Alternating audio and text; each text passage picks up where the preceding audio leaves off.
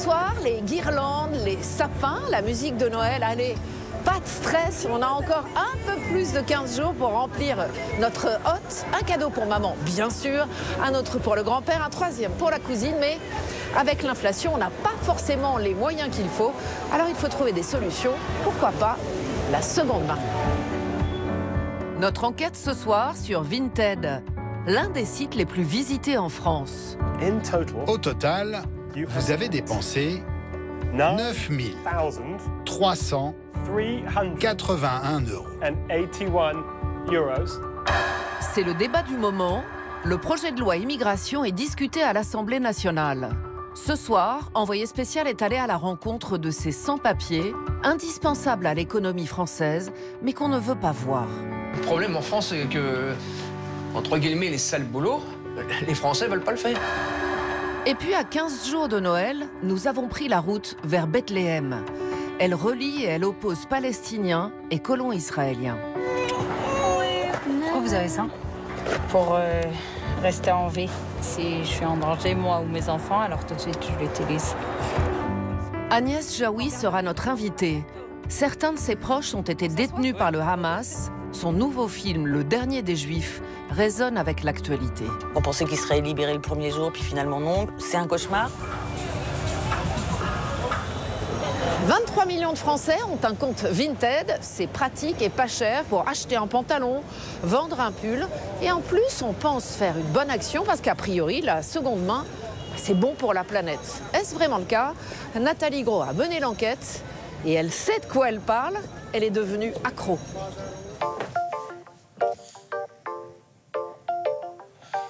Il est mignon, hein? Bah oui, c'est mon fils. Là, un bras. Il s'appelle Abel. Un bras. Il vient tout juste d'avoir 2 ans. Depuis qu'il est né, je ne lui ai jamais mis de vêtements neufs.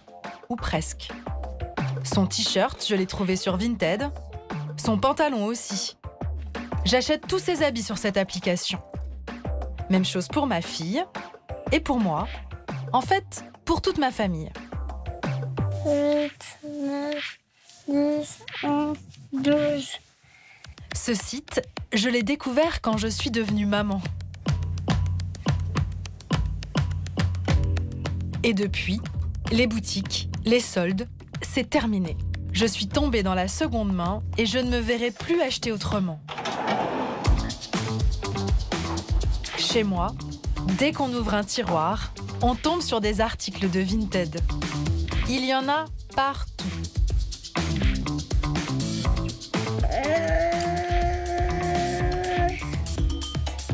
En achetant des vêtements d'occasion, j'ai l'impression de moins polluer, y compris quand je craque pour des fringues dont, bon, j'aurais pu me passer. Comment j'ai pu acheter ça? Non, je l'ai évidemment jamais mis. En France, on est 23 millions à être inscrits sur Vinted. Une personne sur 3. C'est simple, nous sommes le plus gros marché de cette plateforme. Pourquoi acheter du neuf quand on peut faire des affaires sur Vinted? Selon ses propres publicités, Vinted serait bon pour la planète et bon pour le porte-monnaie. Mais cette application tient-elle toutes ses promesses? N'entretient-elle pas elle aussi la surconsommation et une forme d'addiction? Vends-le.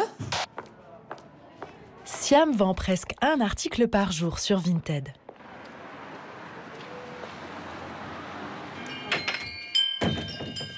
Bonjour, vous allez bien? Ça va et vous? Ouais, je passe pour récupérer les cartons. Régulièrement, Siam fait le tour des commerçants de son quartier, en quête d'emballage pour ses petits colis. Ouais, c'est très bien. Bah, je vais en prendre 2 alors. C'est pour préparer mes commandes. Là, j'ai eu 2 ventes, donc du coup, ça va me servir à pouvoir envoyer proprement le colis avec les articles à l'intérieur. Une fois les cartons récoltés, toujours le même rituel. Riyad, oui. C'est maman. Elle rentre chez elle. T'es en train de jouer? Et choisit dans son stock quels nouveaux vêtements elle va revendre sur la plateforme. Donc là, c'est des articles que je devrais poster prochainement. Il y a des maillots, il y a des t-shirts, il y a une doudoune, une une grosse veste. Le canapé, effectivement, je pense que chez des gens normaux, il y a peut-être des plaids ou des couvertures. Chez moi, c'est ma caverne de Vinted. En ce moment, elle a 105 petites annonces sur l'appli. Blazer avec la marque. Il est en très bon état. C'est quelque chose que moi, j'ai payé 30 €. Je vais le mettre peut-être à 12 €. J'essaye vraiment de mettre des prix très bas pour que l'article parte au plus vite. Colis. Et hop. Et l'article est posté. C'est hyper rapide. On a l'impression d'être un peu dans une boutique où on est derrière notre comptoir et la personne vient acheter l'article. Il y a un peu ce jeu de la marchande qui est assez rigolo. Les revenus perçus sur Vinted doivent être déclarés. Au-delà de 3 000 € par an, ils sont imposables. Siam n'a jamais atteint ce niveau. Pourtant, elle n'arrête pas de renouveler ses annonces. Allez. Du coup, est-ce que ça, Batman, on le garde ou pas? Non. Tu veux plus? Tu joues plus avec? Non. Ok. Le Woody? Non. Non plus? Mais il est génial celui-ci, il a son chapeau et tout. Non? Ok.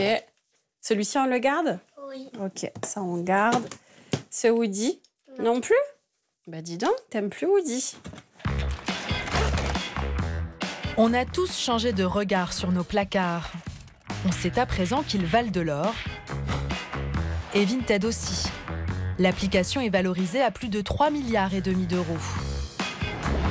Présente dans 19 pays, 80 millions d'utilisateurs, en 15 ans d'existence, un vrai raz-de-marée. Et tout a commencé en Lituanie, à Vilnius. C'est en emménageant dans cette ville que la femme que je vais rencontrer a eu l'idée de créer Vinted. Bonjour, entrez, je vous en prie. Nathalie. Enchantée. Milda Midkuté accorde très peu d'interviews. La fondatrice fuit la célébrité et profite de sa fortune en toute discrétion. C'est grand. C'est ici que l'idée de Vinted vous est venue? Non, c'était il y a 15 ans. J'étais étudiante, j'étais locataire. Je n'avais pas ma propre maison à l'époque. Celle-ci est à vous? Oui. Wow. Vous savez, j'ai 4 enfants et 4 chats. Ah, il faut de l'espace. C'est une question de survie. C'est vraiment cool d'avoir une bonne idée à 20 ans. À l'époque, Milda vit encore chez ses parents. C'est moi qui ai fabriqué ces tasses. Choisissez celle que vous voulez. Pour la première fois, j'allais vivre dans mon propre appartement. Je n'avais pas beaucoup d'argent, donc c'était un petit studio. Je devais vider tout mon dressing et j'ai réalisé que je ne pourrais pas tout emporter parce que ma nouvelle armoire n'était pas assez grande. C'est comme ça que j'ai eu l'idée de créer Vinted. J'ai envoyé un mail à mes amis pour leur dire « Je ne peux pas lancer mon site internet parce que je n'ai pas assez d'articles à vendre. Il n'y a que mes vêtements à moi, une petite centaine. Il m'en faut plus, sinon ça ne marchera pas. » Ses amis adorent l'idée et vident leur placard. L'aventure est lancée. Vous avez fait des études dans la mode? Non, dans la culture. Je pensais exercer un métier où je m'occuperais de danseurs, de chanteurs. Ça ne s'est pas passé comme prévu. Pour faire décoller son idée, elle demande de l'aide à un copain informaticien, Justas Janoskas. Ils s'étaient rencontrés à 19 ans lors d'un voyage au Mexique. Ensemble, ils fondent Vinted. Avec Justas, notre ambition n'était pas de monter un gros business. J'avais 21 ou 22 ans. J'étais étudiante, personne ne voulait m'embaucher. On me répétait que je n'avais pas d'expérience. Je me suis dit, ok, je vais créer quelque chose par moi-même. Je pourrais faire ce que je veux, tâtonner, commettre des erreurs, mais au moins, ça sera à moi. Je peux vous montrer le tout premier logo. Au départ, en 2008, le site s'appelle Mano Drabuzier, mes vêtements en lituanien. Milda et Eustace le développent sur leur temps libre et leurs économies. Les premières années, on n'avait pas d'employés. C'était juste Eustace et moi. Ça, c'est la première équipe qu'on a embauchée. Ici, c'est Eustace et là, c'est moi. Ils sont alors une petite dizaine. Leur site n'est disponible qu'en Lituanie, en Allemagne et en République tchèque. Des versions un peu bricolées. C'est quand ils s'attaquent à la France et à la Pologne que l'équipe grandit et se professionnalise. On a trouvé le nom de Vinted un peu par hasard. Enfin, pas tout à fait. On s'est dit, arrêtons de choisir des noms locaux que personne n'arrive à prononcer. On a pas mal brainstormé et on a trouvé que Vinted, c'était pas mal. Ça faisait penser à la fois à Vintage et à Wanted, recherché en anglais.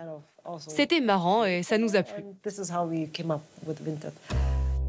Aujourd'hui, Milda ne travaille plus activement pour Vinted, mais elle reste actionnaire. C'est donc plutôt Vinted qui travaille pour elle.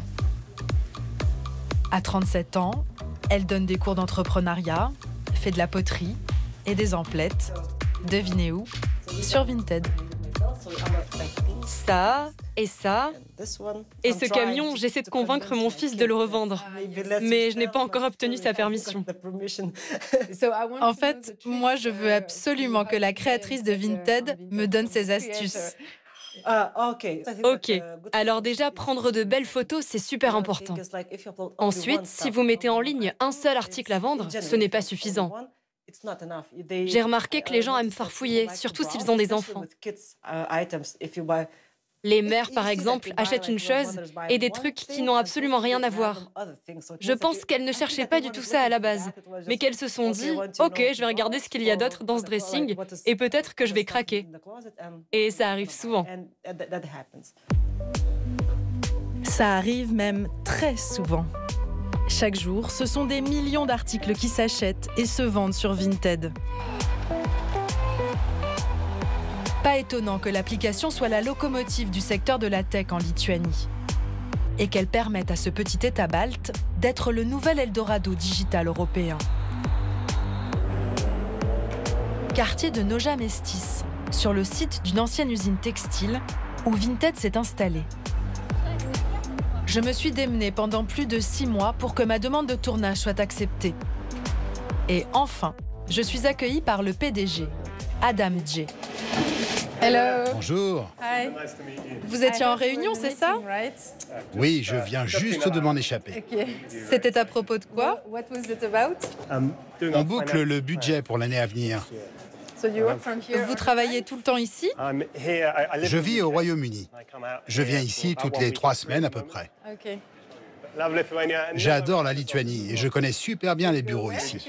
On va prendre l'escalier. Il y a des machines à café à tous les étages. C'est convivial.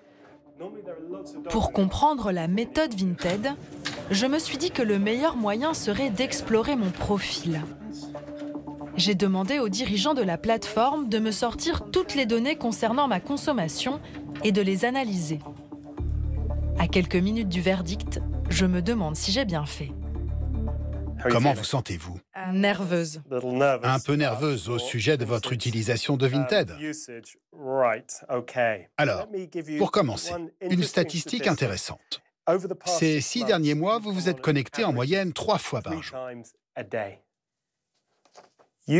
Vous vous êtes inscrite sur la plateforme le 17 février 2019. Il y a 4 ans et demi, Nathalie. Et depuis cette date, vous avez effectué un total de 651 commandes.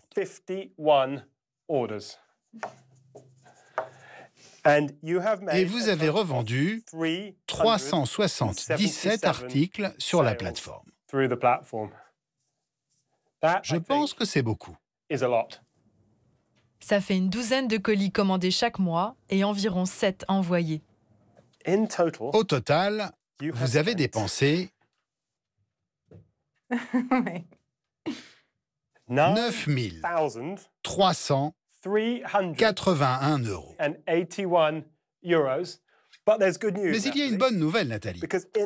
Dans la même période, ce que vous avez vendu vous a rapporté 5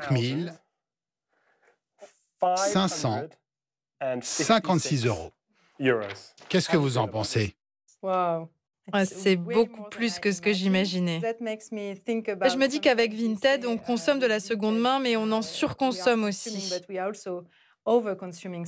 C'est tellement simple. Notre seul objectif, c'est de donner aux objets la plus longue durée de vie possible. Il semblerait que vous ayez été bien occupé avec 2 jeunes enfants. Les enfants changent souvent de vêtements. Vous avez peut-être acheté pour vous et peut-être même pour votre compagnon pendant tout ce temps. Mais vous ne pensez pas que Vinted m'a poussé à acheter des choses dont je n'avais pas vraiment besoin? Je ne pense pas que Vinted vous ait forcé la main. Ce sont vos propres décisions. En France, en moyenne, une famille de 4 personnes dépense dans les 3 000 € par an pour s'habiller. Chez moi, c'est 3 fois moins, à peine 1 000 € par an. Petit dérapage compris. Pourquoi avez-vous acheté ça sur Vinted? C'est la question que je me pose. Je vous jure que je l'ai acheté. Parfois, je le regarde et je me dis, mais qu'est-ce qui m'a pris? C'est un article remarquable. Mais s'il ne vous plaît plus, revendez-le sur Vinted. Et oui, comme ça, grâce à mon body tigre, ils empocheront une nouvelle commission qui viendra s'ajouter à ce que je leur ai déjà rapporté, grosso modo 1 400 €. Je comprends mieux comment ils peuvent s'offrir des locaux dignes de la Silicon Valley.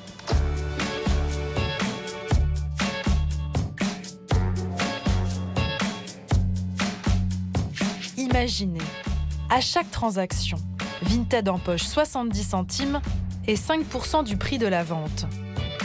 Et il y a 500 millions d'articles en ligne aujourd'hui. Combien de transactions ont lieu chaque jour sur Vinted?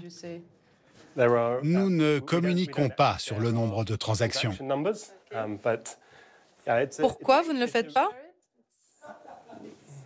Ce sont des informations financières, privées. Je ne suis pas autorisé à en parler. Adam J n'est pas très bavard. Il ne me dira rien du panier moyen des utilisateurs, rien du nombre de transactions litigieuses. Quant aux bénéfices, les derniers chiffres remontent à 2019. Ils s'élevaient alors à 1,3 milliard €. En revanche, Adam J a très envie de me parler d'une nouvelle fonctionnalité pour attirer les produits de luxe. On est emballé parce qu'on vient tout juste de lancer un nouveau service de vérification. Pour les articles de grande valeur, de 100 € et plus, l'acheteur peut, moyennant une option à 10 €, s'assurer qu'il ne s'agit pas de contrefaçon. Nos experts vérifient les produits et nous délivrons un certificat d'authenticité. C'est un gage de sécurité et cela rassure nos acheteurs. La confiance, c'est crucial pour une plateforme comme la nôtre. Ce n'est pas un hasard si la plateforme cherche à monter en gamme. Plus les articles se vendent cher, plus la commission qu'elle encaisse est élevée. Décidément, tout est là pour nous tenter. Nous inciter à acheter et à revendre, jusqu'à l'obsession.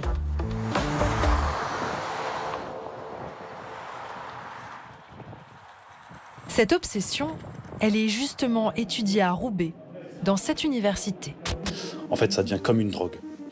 Manon, 25 ans.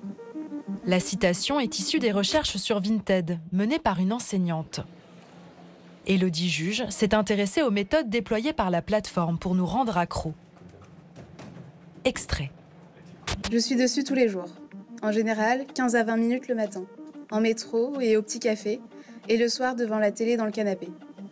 Julie, 22 ans, en couple, étudiante. Donner mes vêtements, je pourrais le faire. Mais si je peux gagner de l'argent avec, c'est mieux.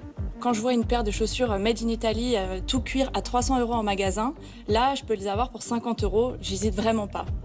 Inès, 22 ans, active, en couple. On connaissait les fashion victimes. Pour Élodie Juge, nous sommes entrés dans l'ère des Vinted victimes. Vinted met le pratiquant dans l'urgence, en fait. Vous avez envie de choper la bonne affaire le plus vite possible et surtout avant les autres. Et tout est fait pour vous faire rester sur la plateforme. Vous avez les notifications, Vous avez la possibilité de mettre des articles en favoris.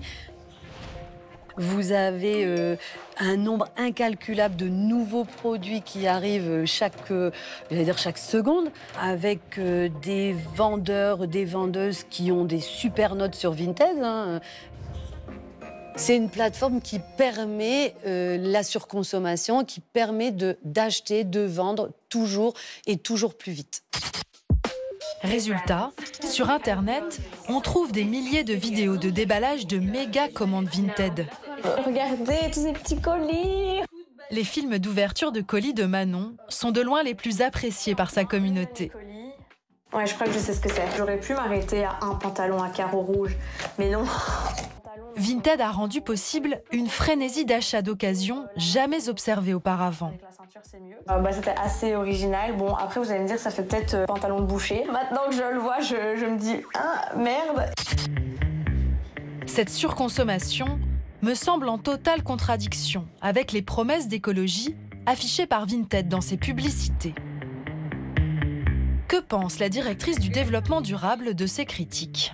So where are you? Où êtes-vous? Je suis à Amsterdam. En tant que directrice de la durabilité, je suis censée voyager le moins possible.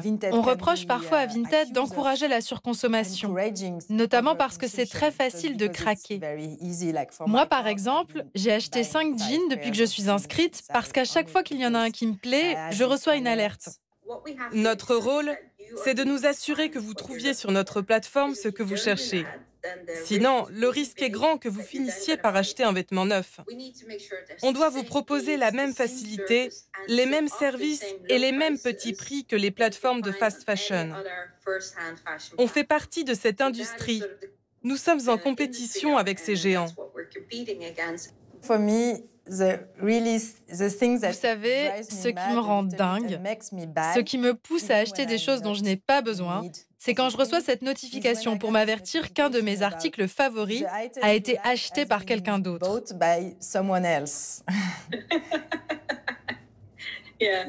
On veut simplement être sûr que vous allez finir par le trouver, ce pantalon que vous avez envie de porter. Alors oui, c'est vrai. Ça incite les gens à revenir sur la plateforme. Mais c'est un mal pour un bien, en quelque sorte. Il y a quand même une chose dont on n'a toujours pas parlé. C'est le côté chronophage de Vinted. De quoi en décourager plus d'un. Eh bien, des petits malins se sont engouffrés dans cette brèche. Roman arrondit ses fins de mois grâce à l'application. Coucou. Ses vêtements, ce ne sont pas les siens, ni ceux de son compagnon. Pourtant, elle va les mettre en vente sur la plateforme. Il y a des trucs sympas. Ouais, et puis ça va. Il y a beaucoup de trucs assez classiques. Classiques et intemporels, donc ça va. Elle les a récupérés chez un particulier qui a la flemme de gérer ça lui-même. Je fais toutes les photos le même jour, j'essaie de trouver un moment où la lumière est bonne pour faire les photos. Et après, en fait, sur mon téléphone, j'ai toutes les photos et je poste au fur et à mesure sur Vinted. J'en mets 2-3 par jour, 2 le matin, 2 le soir. Je suis dans le métro et c'est fait, quoi. C'est un mannequin taille quoi? Je ne sais pas. Taille très gros sein et très petite taille, donc c'est pas très pratique parfois. Roman ne consacre que quelques heures à cette activité par semaine. Montant de ses gains, 2 350 € en un an. Qu'est-ce que vous faites dans la vie, Roman? Je travaille dans le démantèlement nucléaire. Je fais de la gestion de déchets radioactifs. Donc rien à voir avec la mode ou la vente ou ce genre de choses. C'est un peu un à côté loisir, assez léger, pas trop prise de tête. Il y a des moments, ça dépanne bien, ça permet de se faire aussi des petits, de se faire un bon resto, de se dire ah bah cool, on va peut-être profiter de ça de plus en vacances. C'est plus un à côté. Les missions de Roman démarrent toujours de la même façon.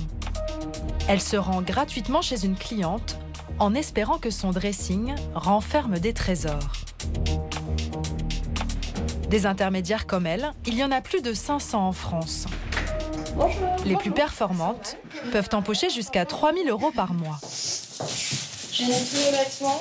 Ok. Ici, j'ai mis plus les vêtements un peu fast fashion et là, les vêtements... D'accord, ok, un peu plus qualité.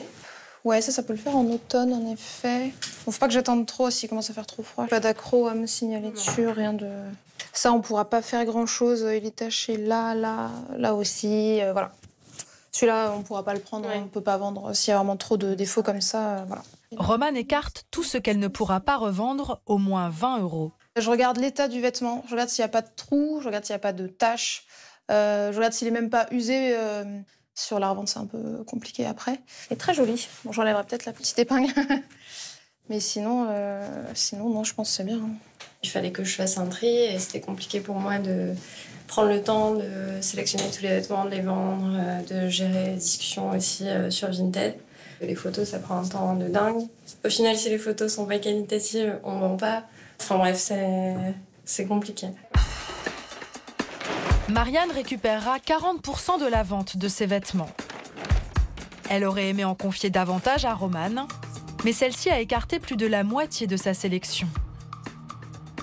Qu'est-ce que vous allez en faire de ces vêtements-là? Il y en a certains que je vais donner. Par exemple, le gros pull, je vais le donner. Le pantalon, même s'il est taché, je vais le donner. Après, la robe, je vais la donner, voilà. Romane ne dérange pas Vinted, bien au contraire. En revanche, tout un secteur est en train de souffrir à cause du succès de la plateforme. Chez les compagnons d'Emmaüs, qui vivent depuis 70 ans de la revente de vêtements, on a bien senti la baisse des dons et de leur qualité. Vous voyez là, là, vous voyez, si on la met en boutique, est-ce que, pour 10 secondes, mais est-ce que je vais la prendre? Est-ce que je vais l'acheter? C'est tout le modèle d'Emmaüs qui est menacé. Par exemple, ça, on va pas payer. C'est quoi? C'est une jupe. Ici, c'est le Sky. Mais c'est fatigué. Il y a ça aussi, on nous ramène. Et ça, on trouve beaucoup. Ça arrive souvent? Plein. C'est clair, cette pièce, personne n'en voudrait sur la plateforme. Ni cette jupe, ni la plupart des vêtements autour de moi. Ça, par exemple, pour nous, c'est rédhibitoire, on ne peut pas le garder. On va nécessairement, comme on dit, l'envoyer au recyclage. Sur 10 sacs que nous recevons, il y en a pratiquement 6 à 7 qui vont partir au recyclage. Et on ne gardera en fait pour la vente que 3 à 4 sacs au grand maximum.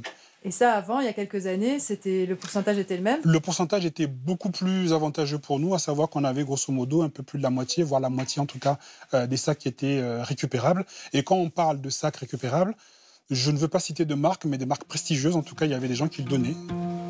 En mars dernier, Emmaüs a contre-attaqué. Résultat, en publiant des fausses annonces sur Vinted. Pour sensibiliser les milliers d'utilisateurs quotidiens de l'app, on a retouché des centaines de vêtements en y inscrivant un message simple. Si tu ne le portes pas, donne-le.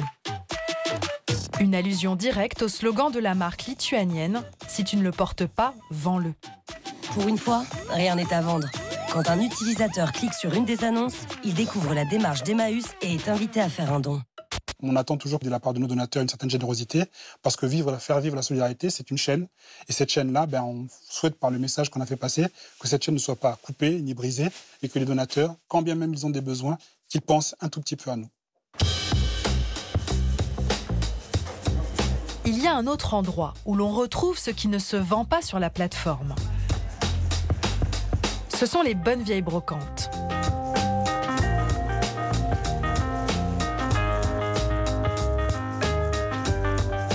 Pareil, 2 €. Après, ça, c'est plus petit. Et là, il y a la chemise. J'avais quitté Siam en pleine séance de tri avec son fils. Je la retrouve en bas de chez elle. L'objectif, c'est de rentrer vide et de désencombrer un maximum. Ce petit blazer à sequins, j'avais mis sur Vinted, il est neuf, je l'avais juste lavé.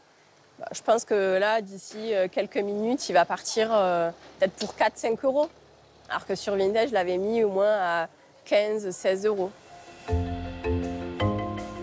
Je fais tous les petits sacs à 2 euros. Surtout chaque 2 euros. Oui. Hop là. Il faut fouiller, il y a plein de choses.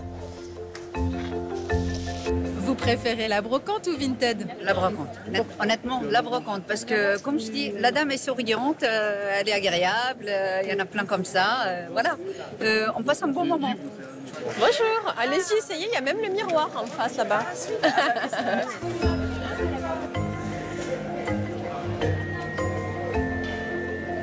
Vinted, ça prend des heures et puis c'est derrière un écran, donc c'est très froid en fait.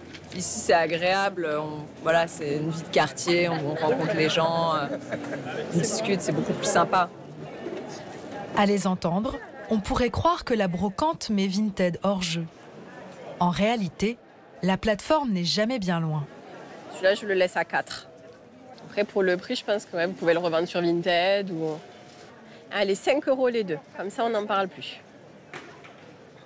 Vinted, j'ai entendu, c'est devenu un argument de vente. Oui, ça permet aux gens qui ne sont pas forcément sûrs de leur taille de se dire j'ai quand même une chance de pouvoir m'en débarrasser par la suite. Et nous, ça nous permet de conclure la vente. Et c'est chouette. Alors, bilan de la journée pour l'instant? Aujourd'hui, on est aux alentours peut-être de 250, 300 euros à peu près. Quant à moi, il me reste une chose à faire. Remettre en circulation ma pépite.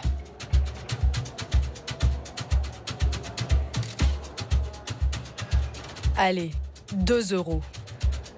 Et entre nous, il n'a toujours pas trouvé preneur.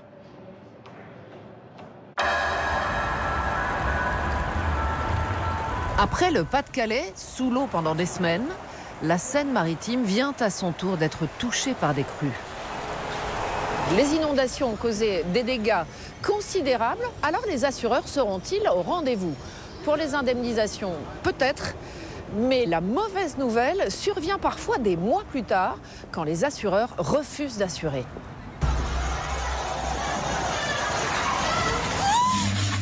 Putain de merde! Tempête. Incendie. Inondation. Les catastrophes naturelles ont coûté l'an dernier 10 milliards d'euros aux sociétés d'assurance. 3 fois plus qu'en 2021. Et pour certains particuliers, c'est la double peine. Département de l'Aude, dans le sud de la France.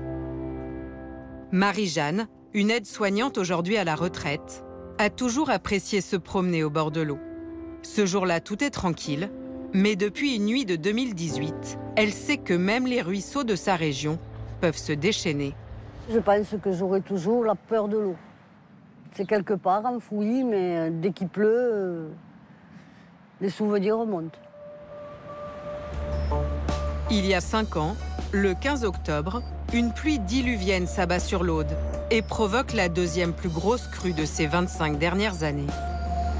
Des dizaines de villages sont inondés, faisant 15 morts, notamment à Villallier, la commune où vit Marie-Jeanne. Emmanuel Macron s'est d'abord rendu à Villallier, où 2 personnes sont mortes emportées par les eaux de l'Orbiel. Sur place, 7 jours après la tempête, Emmanuel Macron souhaite rassurer les sinistrés. Et vous avez tout perdu? Tout. On va aider pour qu'il y ait on répare au plus vite, ne vous inquiétez pas. Je sais que... Je vous fais confiance à tous. La zone est décrétée en catastrophe naturelle. Le président promet un accompagnement rapide de l'État et des compagnies d'assurance. Mais certaines en profiteraient pour se débarrasser de leurs clients. C'est ce que dénonce Marie-Jeanne. Sa maison n'a pas été épargnée. 5 ans après, elle ne peut toujours pas y habiter. Sur la façade, c'est arrivé là. Alors, à ras de la fenêtre. Cette nuit-là, Marie-Jeanne était chez elle. Lundi dernier, elle a passé 6 heures. Dans ce reportage, tourné 6 jours après la catastrophe, elle découvre sa maison dévastée. Ah ben oui, ça décourage, parce qu'elle bout le prendre, on ne sait plus, on ne sait pas quoi faire. Voilà. Et là, c'est impossible de loger ici. Ah non, ben, quand vous voyez l'état des cloisons, l'état des meubles, on ne peut pas loger. C'est toute une vie qui s'en va. Hein. J'ai perdu toutes les photos, j'ai tout perdu. Les dégâts matériels sont conséquents, sans doute trop pour son assurance. 7 mois après les inondations, la compagnie lui envoie ce courrier pour mettre un terme à son contrat habitation. C'est simple, il m'a envoyé une lettre comme quoi il me résiliait à partir du 1er juin 2019, à la date d'échéance. Et pourtant, vous n'êtes pas responsable? Personne n'est responsable, c'est une catastrophe naturelle. Et ils ont résilié quand même. Dans cette lettre, son assurance justifie la rupture de contrat suite à la survenance des derniers sinistres et précise entre parenthèses: nous prenons en compte tous les sinistres déclarés ainsi que les interventions de l'assistance. C'est sur ce dernier point que Marie-Jeanne aurait été sanctionnée. Juste avant les inondations, la retraitée avait déjà sollicité sa compagnie pour un premier sinistre suite à des vents violents. Il y avait eu 2 tuiles qui étaient parties. Je leur avais demandé de venir constater. Ils sont venus, ils m'ont dit mais c'est pas le vent qui vous l'a fait, c'est normal.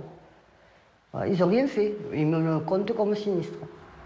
2 tuiles cassées, non prises en charge, qui aujourd'hui lui coûtent très cher. Et ce n'est pas tout. Avant de rompre son contrat, l'assureur a estimé une indemnité de 86 000 € pour rénover sa maison. Là, il manque les plaintes tout le long, là. Mais pour Marie-Jeanne, le compte ne serait pas bon. Les devis dressés par les entrepreneurs font état de plus de 105 000 € de travaux, remplacement des équipements inclus. Ça, c'est l'évier. Elle sera comme ça. Des devis que conteste son assureur. Aujourd'hui, elle est toujours en conflit avec lui sur le montant des indemnisations. En attendant, pour cette maison vide, elle a dû retrouver une autre couverture habitation, 2 fois plus chère, à 600 € par an, rien que pour les murs.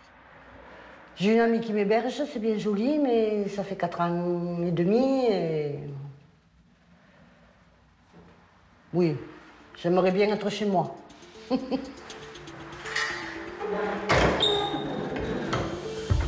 Dans la région, ce n'est pas la seule sinistrée à avoir vu son contrat résilié quelques mois après cette catastrophe naturelle. À Puy-Chéric, à 20 minutes de là, certains se sont exprimés sur les réseaux sociaux. Je tiens publiquement à remercier la qui vient de nous faire parvenir ce recommandé, nous signifiant la résiliation de plein droit de notre contrat habitation. Aucun chiffre officiel n'existe, mais la presse locale s'est fait l'écho d'autres cas dans un cercle de 20 km autour de Villallier. Carcassonne, Pénautier, Verzeille, Villegayenc, Badens ou encore Trèbes, pour ne citer que cela. Marie-Jeanne, elle, espère enfin retourner vivre dans sa maison cet été. Elle cherche d'ores et déjà une nouvelle assurance habitation avec cette fois, en plus des murs, tous ses biens personnels à couvrir. Elle compte sur le soutien de son ami Bernard, un ancien agent d'assurance. Je demande à mon ami assureur. On ne met pas qu'ils vont accepter, mais on peut essayer. Je vais aller démarcher un peu partout, voir qui c'est qui m'assurait et dans quelles conditions. Les assurances, elles vous ouvrent la porte facilement ou pas? Je pense pas, non. Poussez là. Ouais. Avec cette recrudescence des aléas climatiques, certaines assurances auraient-elles décidé de ne plus traiter ce type de risque? C'est ce que nous avons cherché à savoir lors de notre immersion dans une de ces compagnies. Bonjour. Notre journaliste va être formé au contrat habitation. Parce qu'en habitation, il y a peut-être des zones plus ou moins... Ouais, c'est vrai qu'il y a des zones inondables, des choses comme ça. Donc sur les zones inondables, de toute façon, tu seras coincé. Donc on n'assure pas. D'accord. Sauf si tu es au 1er, 2e étage, parce que tu as des immeubles, là tu peux assurer. Et si c'est trop risqué, quoi? Trop risqué. En fait, c'est plus le but de l'assurance, c'est de couvrir un risque incertain. Et potentiellement, ça devient un risque certain. Donc, et là, il y a un truc en train de se passer. Je pense qu'on en aura de plus en plus, là, des résidences en zone inondable. D'accord. L'entreprise refuserait donc de couvrir les maisons en zone inondable. Et pour cela, elle disposerait d'outils très performants. C'est ce qu'observe notre journaliste en suivant une commerciale. Alors, est-ce que vous avez quelques minutes à m'accorder pour que je puisse vous poser quelques questions, comme ça au moins... Ce jour-là, elle est au téléphone avec un potentiel client qui souhaite souscrire une couverture habitation. À quel étage il est situé? Au rez-de-chaussée. Cette personne vit au rez-de-chaussée. C'est un profil à risque. D'ailleurs, pendant l'appel, la commerciale reçoit une alerte sur son écran qui l'oblige à mener des vérifications. Je déteste faire ça. C'est quoi? C'est peut-être une zone inondable. Ah, et on n'assure pas les zones inondables. Et comment t'as su que c'était peut-être une zone inondable? J'ai une notification. Ah ouais? Ouais. Et à chaque notification, elle doit mesurer l'ampleur du risque. Si, regarde. Donc comment tu fais? Donc là, je vais aller sur MRN, qu'on appelle chez nous. Les assureurs se sont dotés d'un logiciel privé commun à toute la profession, le MRN, pour mission risque naturel. Il évalue les potentielles inondations. Au 1er avril, du coup. Ah mais si, regarde. Enfin, elle n'est pas dedans, j'ai de la chance, mais finalement pas mal de zones inondables à côté, quoi. Donc là, il montre jusqu'où l'eau elle peut aller, en fait. Où elle est déjà allée. Non, en fait, les gens là, on peut pas les assurer, clairement. Les gens tout le temps bleu, là. D'accord. L'habitation est située hors de la zone inondable, mais avec ce genre de notification, la commerciale ne peut pas décider seule d'accepter ce client. Donc ça, en fait, je vais mettre ça dans le dossier. Comme ça, elle aura déjà ça. C'est son supérieur qui devra trancher. Et comme ça, moi, quand je regarde la Refuser d'assurer un habitant en zone inondable ou à proximité est tout à fait légal. Mais pour les principaux intéressés, c'est le parcours du combattant pour trouver une assurance. On va maintenant parler des sans-papiers et des fameux métiers en tension. Bonjour. Bonjour. Buongiorno. Buongiorno. Comment va? Ça va. Des métiers au cœur du débat à l'Assemblée nationale. Je m'installe? Oui. Qu'est-ce qu'il faut que je prenne, chef? La proposition de la semaine, c'est la formule. Les risottos. Les risottos. Et la meilleure pizza, c'est quoi? La Bianca Parma. Manger au restaurant, c'est toujours un plaisir. Les plats arrivent sur votre table. Wow. Picante. Vous vous régalez comme moi. En tout cas, je vous le souhaite. On va voir ce qui se passe dans les coulisses. Mais derrière la magie, il y a parfois des destins compliqués. Gianni et Bakary, l'un de ses salariés, ont accepté de nous en parler. Il n'y a pas très longtemps, Bakary vous a annoncé quelque chose. Un jour, il m'a dit, patron, il faut que je vous parle. J'ai un secret à vous dire. Il m'a dit, les papiers que je vous ai donnés, c'est des faux. Ah. Alors, du coup, okay. Vous pouvez imaginer, j'étais un petit peu, comme pas surpris, étonné. Et bah, du coup, j'ai dit, bah, qu'est-ce qu'on fait maintenant Et là, Bakary, vous avez hésité avant de parler à Gianni et de lui dire que vos papiers étaient faux? Non, je n'hésite pas, parce qu'on travaille ensemble pendant un an. Vous avez vu quelqu'un, il était gentil, j'ai demandé à Gianni le papier faux pour m'aider à trouver une solution par rapport au titre de séjour. Bakary, vous êtes sans papier en France, vous ne devriez pas être en France, pourtant vous êtes essentiel à la cuisine de Gianni. Tout à fait, parce qu'en plus, il est super. Déjà, d'une part, parce que tous les jours, il est là, toujours à l'avance, jamais en retard, jamais absent. Aujourd'hui, trouvez-moi un Français qui fait qu'est-ce qu'il fait Diawara aujourd'hui. Trouvez-moi un seul Français. Il n'y en a pas? Mais non. Personne aujourd'hui, il veut faire la plonge, parce que personne aujourd'hui, il veut faire des nettoyages avec des horaires pas possibles. Et je veux dire, les samedis, les dimanches, voilà, il n'y a plus personne qui veut faire ça. Donc vous décidez de vous mobiliser? Tout à fait. Il ne faut pas se cacher, avoir peur de dire « Ah, si je fais ça, ils vont fermer mon restaurant. Ah, je vais prendre une amende. Ah. » Mais parfois, il faut avoir le courage. Et c'est pour ça qu'avec Diawara, on a commencé à, comment dire, à prendre les papiers. Parce qu'il y en a comme ça. à droite, à gauche. Ouais, vous rigolez, mais c'est pas évident. Hein. Ah bah non, c'est comme on dit, c'est un combat qu'on a commencé tous les deux. C'est un combat qui est entre le centre d'action sociale, les juristes, l'avocat, à droite, à gauche. Vous prenez des risques quand même là. Tout à fait, on peut venir faire fermer votre boutique. Je l'assume. Et vous l'assumez? Je l'assume. Pourquoi? Bah parce que c'est un principe. Parce que moi aussi, dans ma vie, j'ai eu des moments où j'ai des problèmes. Vous êtes immigré italien, vous? Tout à fait. Pas peut-être dans la même condition, mais c'est vrai, je suis arrivé ici avec une valise, toute seule. Mais j'ai trouvé des personnes au bon moment, au bon endroit, avec la bonne personne. Ils m'ont aidé. Vous êtes optimiste? Oui. Ouais. Ouais. Vous? Oui. Bakary Gianni, on va voir bien sûr qu'il n'y a pas que dans la restauration qu'il y a des travailleurs sans papier qui sont devenus essentiels.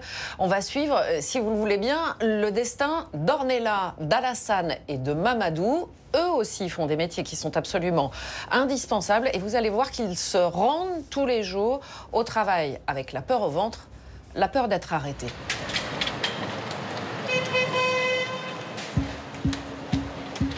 C'est parti. C'est la course. Cette auxiliaire de vie de 40 ans, que nous appellerons Ornella, vient du Cameroun. Elle ne veut pas être reconnue, car elle est sans papier. La dame chez qui on va, c'est une dame qui a 97 ans. Je vais faire sa toilette.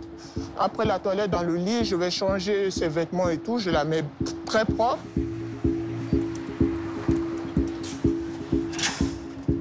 Oui, bonjour, c'est... Merci. Employer un sans-papier est illégal. Pourtant, il y a 3 ans, Ornella a signé un CDI sous son vrai nom. Ma cocotte, mon doudou, mon amour, ça va? Mais ses patients, eux, ignorent tout de sa situation. C'est quoi? Le froid? Oh. Je vais retirer la robe, hein. Chaque jour, elle prend soin d'une dizaine de personnes dépendantes. Allez, je vais te porter là. Tu t'accroches à moi. Allez. 1, 2 et 3. Eh bien, aujourd'hui, ça va. Vous comptez beaucoup pour elle? Beaucoup, beaucoup, beaucoup. Les autres, sa famille, son sang, ils sont pas là et moi, je suis là pour elle, quoi. Donc, voilà. Bon, là, je vais dans une autre maison. On va courir, hein. C'est moi. De 9h à 19h, 6 jours sur 7. Bonjour. Vous allez bien? Les semaines d'Ornella sont éprouvantes. Dans ce secteur des services à la personne, 25 000 postes sont à pourvoir.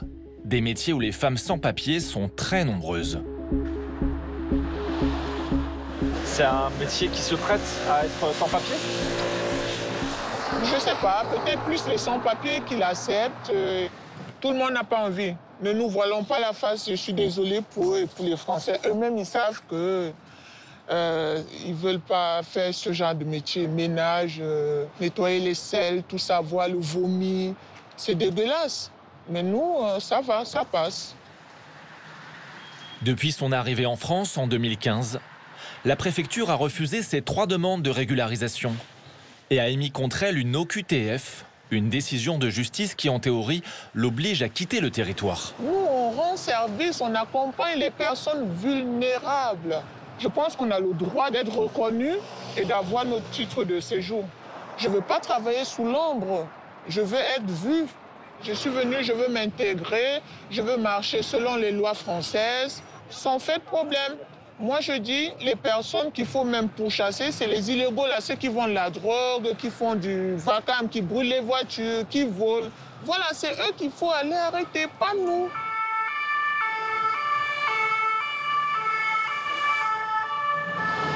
Chaque jour, Ornella vit avec la hantise d'un contrôle de police. Concrètement, comment vous ressentez ça à chaque fois? Paniqué. Paniqué, je ne vais pas vous mentir, hein, parce que j'ai toujours l'impression qu'on peut dire oh, stop, j'ai toujours envie de me cacher, quoi. Après, je fais ma petite prière dans mon cœur, espérant que je ne serai pas interpellée partout, même dans les gares, partout.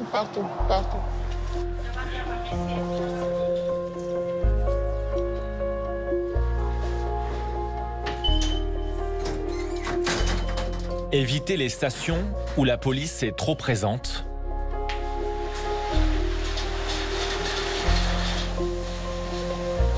Se fondre dans la masse.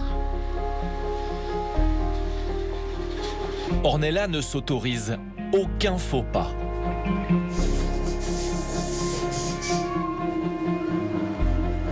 Est-ce que vous prenez des précautions parfois pour éviter les contrôles? J'achète toujours mon ticket de transport parce que je sais qu'un jour je peux me faire choper et on a de fortes chances de se faire choper toujours. Et je connais des gens qui se sont fait choper par rapport à ça. Et oui, ils sont rentrés à cause d'un ticket de transport de 2 €. Ça, je ne blague pas avec. En apparence, vous avez l'air d'être une citoyenne comme les autres. Oui, bien sûr.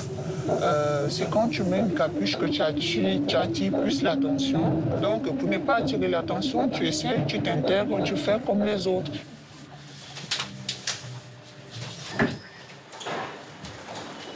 Sous la menace permanente d'une expulsion, Ornella ne veut surtout pas retourner dans son pays, le Cameroun, dont elle a fui la pauvreté et le manque de soins il y a 8 ans. Quand vous imaginez cette perspective, une éventuelle expulsion, qu'est-ce que vous vous dites? Je me dis, j'ai pris beaucoup de risques pour rien, si vous voulez. Les risques, c'est quoi? Traverser par la mer et arriver ici. Tous ces sacrifices pour rien, quoi. Ça serait compliqué pour vous? Je serais sujet à moquerie. Compliqué aussi, oui. Parce que c'est reprendre à zéro, si vous voulez. Ma vie, c'est ici, en France.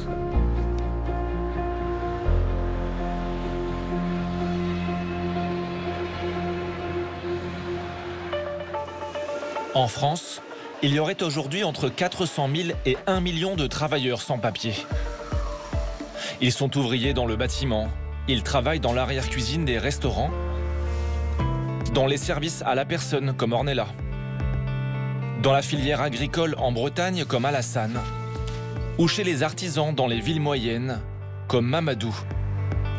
Tu t'appliques bien, toujours, hein? Ah oui.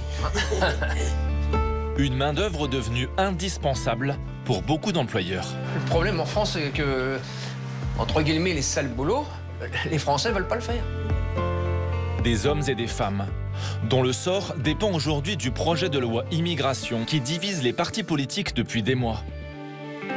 Bientôt débattu à l'Assemblée nationale, une mesure emblématique prévoit de simplifier la régularisation des travailleurs sans papier dans les métiers en tension.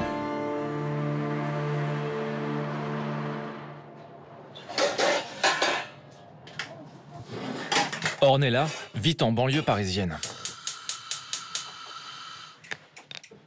Chaque mois, elle gagne 1 700 € net. Mon Dieu, quelle journée. Ça va? Avec son conjoint, ils ont une fille de 11 ans, Shaina. Le seul contact qu'ils ont avec elle, c'est cet appel, chaque soir. Bonsoir, maman. Bonsoir, mon bébé, ça va? Ça va bien et toi? Shaina est restée au Cameroun chez ses grands-parents. Ornella n'a pas voulu prendre le risque de traverser la Méditerranée avec elle il y a 9 ans. Vous avez fait quoi à l'école? On a fait... Aujourd'hui, on a fait français, on a fait histoire, tout ça. Mais sans papier français, impossible pour Ornella de faire l'aller-retour au Cameroun. Je ne l'ai pas vu depuis 2014. Donc l'année prochaine, ça va faire 10 ans, en janvier. C'est un gros sacrifice. Très gros sacrifice. Je l'ai laissée, elle avait l'âge de 2 ans, je crois. Oui. Obtenir un titre de séjour comme l'a fait son conjoint. Et pour elle, un casse-tête administratif, long et complexe. Alors, ça, c'est toute ma vie. C'est mes documents, les factures. Pour son dossier, elle doit réunir contrat de travail, fiche de paye, formulaire d'embauche rempli par son employeur et prouver sa présence en France depuis au moins 3 ans. Ça, c'est la mutuelle, impôts. Ah, vous payez des impôts? Oui, 1136 €. Même ça, l'État ne voit pas toute la contribution que j'apporte pour la vie sociale, pour la France, voilà quoi. Et je trouve que c'est un peu injuste. Pourquoi? Parce que je me dis, je n'ai ni droit à la CMU, pourtant je travaille, ni droit à la carte vitale. Contribuable ordinaire pour l'administration fiscale, mais toujours clandestine aux yeux de la préfecture. En théorie, vous n'avez pas le droit de travailler. Est-ce que ça ne vous pose pas un problème moral de temps en temps? Ah non, moi je ne regrette pas. Hein. Je ne me sens même pas coupable. Au contraire, je suis très fier de moi, de tout ce que j'apporte auprès des personnes âgées, vulnérables et handicapées. Donc non, je ne pourrais jamais me sentir coupable. Je ne veux pas prendre la place de quelqu'un. Je veux ma place à moi. Pour l'instant, le dossier de régularisation d'Ornella est toujours bloqué. La préfecture considère que sa place est au Cameroun, auprès de son enfant.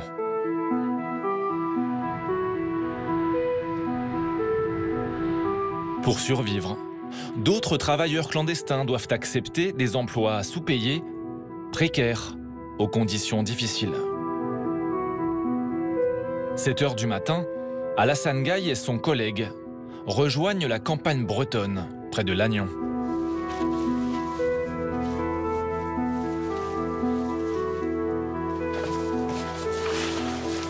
Qu'est-ce qu'on fait ce matin si tôt dans un champ comme ça?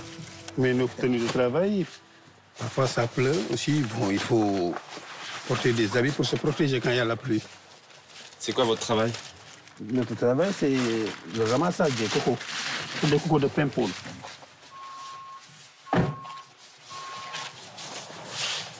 Alassane Gaye, 63 ans, est sénégalais et sans papier français.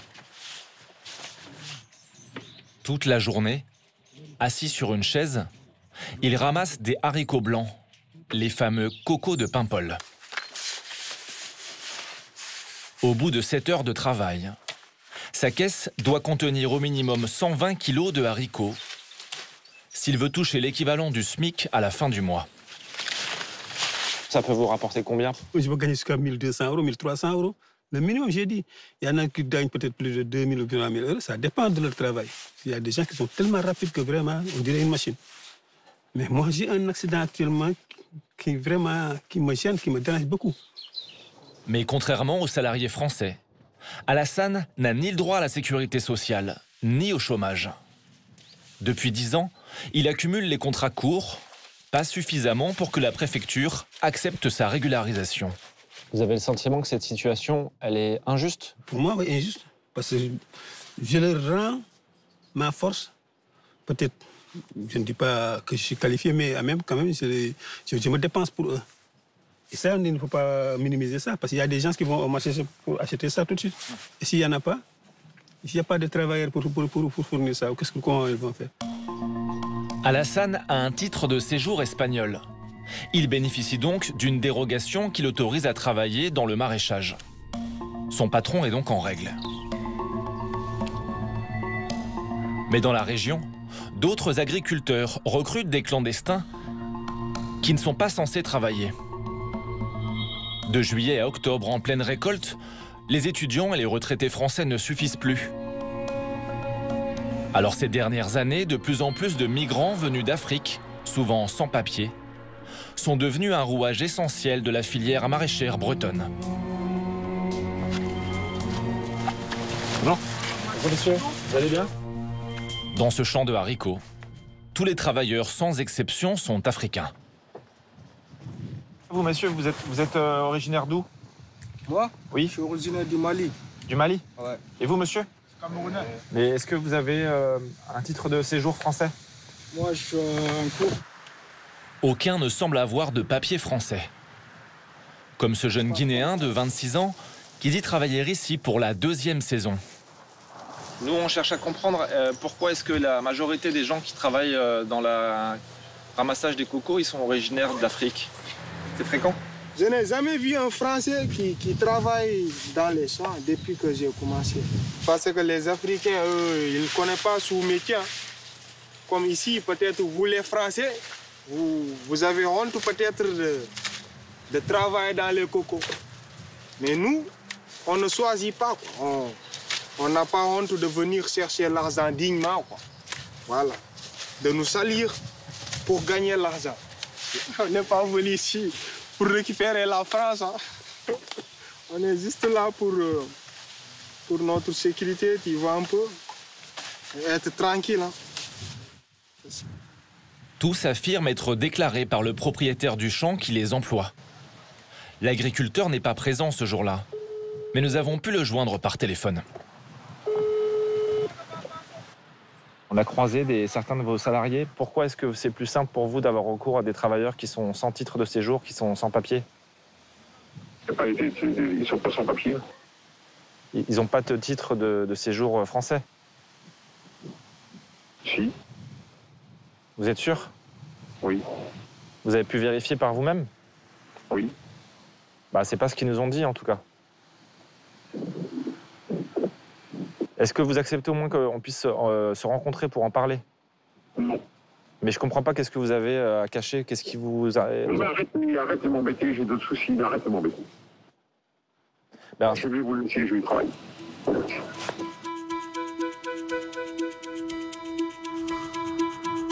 Ces travailleurs africains, afghans ou syriens, devenus des saisonniers permanents, sont employés dans toute la filière maraîchère bretonne. Mais ici, personne ne veut le reconnaître ouvertement. On est une équipe d'envoyés spécial de France 2. Les producteurs locaux que nous avons sollicités ont tous refusé de répondre à nos questions. Allez voir la COP directement. Dès le premier jour du tournage, plusieurs maraîchers aux alentours ont d'ailleurs été mis en garde par un SMS envoyé par cette coopérative. Des journalistes de l'émission Envoyé spécial de France 2 essaient de récupérer des informations concernant la main-d'œuvre étrangère. Soyez vigilants et renvoyez vers la coopérative. La coopérative a elle aussi décliné notre demande d'interview. Seule une inspectrice du travail a accepté de nous parler anonymement. J'ai contrôlé, tiens, dans ce champ-là. Elle veut dénoncer l'hypocrisie qui règne selon elle dans le secteur. On ferme les yeux, mais tout le monde ferme les yeux. Hein. Il n'y a pas que les services de l'État, hein. C'est les agriculteurs, c'est tout le monde. En tout cas, il n'y a pas de main-d'œuvre française qui veut faire ce travail. Hein. Parce que c'est pas un rémunérateur. Puis aujourd'hui, on fait venir des étrangers qui sont sans... Enfin, pas forcément sans titre de séjour, mais qui ont des alias. Des alias, c'est-à-dire? C'est des gens qui prennent la carte d'identité d'un autre, ils vont chercher le cousin. Les agriculteurs, ils déclarent leurs salariés, je dis pas l'inverse. Après, est-ce que les cartes qu'on leur présente, c'est bien la bonne personne? Et ont-ils les moyens de vérifier? J'en suis pas sûr. Normalement, ils doivent envoyer la carte, ils doivent la photocopier et l'envoyer à la préfecture. Mais est-ce que systématiquement, ils sont allés vérifier que la photo ressemble bien aux salariés? J'en sais rien. Puis c'est pas facile. Les cartes sont parfois photographiées sur des téléphones. C'est pas simple pour eux de savoir. Ah là, il y avait des cocos. Ils sont peut-être récoltés, mais c'était un champ de coco, ça c'est sûr. D'après elle, beaucoup de producteurs ont tout intérêt à maintenir dans la précarité ces travailleurs étrangers, souvent sous-payés, voire exploités. Ils sont toujours à la merci d'être renvoyés à une situation qui est encore plus dégradée pour eux. Comment voulez-vous revendiquer dans ces conditions-là? Comment voulez-vous expliquer à un patron, écoutez, moi je suis désolé, mais non, j'ai travaillé 7 heures dans le champ, vous me devez 1 200 €. Il n'est pas dans cette position-là. On lui donne 500 €, il est obligé d'accepter. Qu'est-ce que vous voulez qu'il dise? C'est ça ou dehors, de toute manière? À qui il va aller se plaindre? On va vous dire, c'est même pas vous, monsieur, c'est votre alias. Et puis il va se retrouver dans une situation intenable. Donc non, il ne peut rien revendiquer. C'est un no man's land. C'est une situation qui n'est pas possible pour lui. De plus en plus d'employeurs disent ne plus pouvoir se passer des sans-papiers. À Darnétal, près de Rouen, certains sont même contraints de se mettre dans l'illégalité pour faire tourner leur commerce.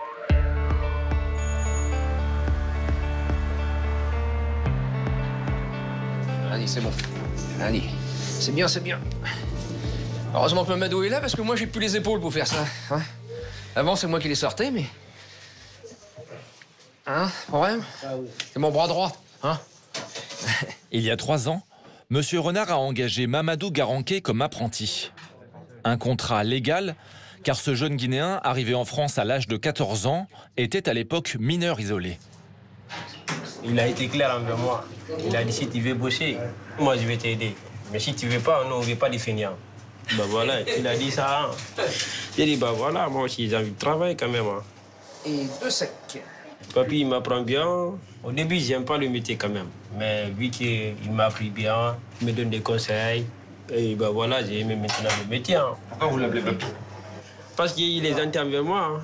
Il m'a pris comme son famille. Il me fait tout. Hein. Il me donne à manger. Ça a levé dans mon paye. Oh. Vous avez un lien fort? Ouais, oui, quand même. Le lien qui est entre nous, il n'y a plus qu'un patron qui fait ça quand même. Je suis bien avec Papy, moi. Je ne suis pas ton papy, Mamadou. Bah non. Hein? Maintenant, vous êtes devenu mon papy maintenant. Hein?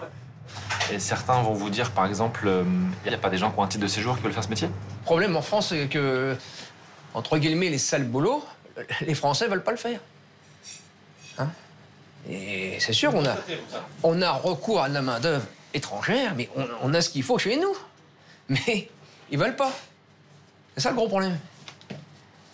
Alors, qu'est-ce qu'il faut? Le contrat de Mamadou est aujourd'hui terminé. Mais l'apprenti étant devenu majeur, il a reçu en mai dernier une obligation de quitter le territoire. En théorie, Monsieur Renard n'a donc plus le droit de l'embaucher. Tout ça pour rien, hein? Vraiment le gâchis monstre, hein? Oui, parce que ça coûte cher un jeune comme ça qui arrive mineur, hein? On lui a payé les hébergements, etc. On lui a de l'argent de poche. Ça a coûté horriblement cher à la société. Puis maintenant qu'il est autonome, qu'il paie son loyer, tout ça, etc., qu'il a son salaire, etc., qui fait vivre le pays, en fin de compte, hein, s'il achète, il consomme, on veut le renvoyer. C'est absurde. C'est absurde. Qu'est-ce que vous pensez de ce genre de situation? Je trouve ça honteux. Voilà, clairement, c'est un gars qui s'est inséré, qui bosse très bien, et je trouve ça complètement délirant, ce qui lui arrive. C'est pas parce qu'il s'appelle Mamadou qu'il va forcément aller jouer les délinquants en sortant de la boucherie. Il faut arrêter. C'est des gens qui font tout pour nous, qui sont à notre service, qui nous livrent, qui nous font notre pain, qui font tous les métiers de la nuit, qui font voilà, tout plein de sales boulots. Donc soit on les fait, soit on se plaint pas. Enfin, voilà, moi j'ai pas de souci là-dessus, quoi. Celui qui travaille, on n'a pas à l'emmerder. On le laisse travailler. Celui qui ne faut rien, on l'expulse. Déclaré inapte au travail suite à une blessure à l'épaule, l'artisan a besoin d'embaucher coûte que coûte son apprenti en CDI à l'issue de sa formation.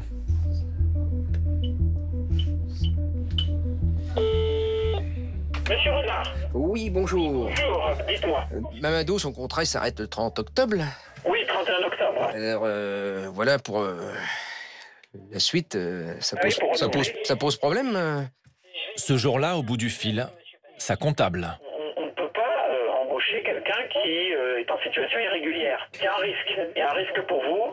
Et nous, en tant que cabinet comptable, l'ordre des experts peut aussi nous rappeler à l'ordre. Donc voilà, c'est là où je voulais vous alerter. Maintenant, vous, il faut absolument que vous l'embauchiez. Vous en avez besoin. Ben oui, c'est ça. Moi, j'en ai besoin. C'est vital pour l'entreprise. Que je sache si je continue mon activité ou je ferme plus tôt. Ou... Oui, ok. C'est compliqué, quoi, disons. Hein, oui, je me doute, monsieur Renard. Hein? Je vous tiens rapidement au courant. Parfait. Ben, je vous remercie. Hein. Merci. Au revoir. Au revoir. L'un des risques pour vous, c'est que vous fermiez boutique? Ah oui, mais moi je ferme boutique, je peux plus continuer, moi. Ça, je suis inapte à faire ce travail, maintenant. C'est Mamadou qui me fait tout. C'est moche, pensez pas une fin comme ça, mais... Bon, c'est pas comme mon fils, mais bon, on a quand même tissé des liens depuis 3 ans. C'est vrai que un gars qui s'est démené pour la boutique, qui m'a remplacé et tout ça, c'est vrai, le jeter quand même mal propre, c'est pas humain, déjà. Allez.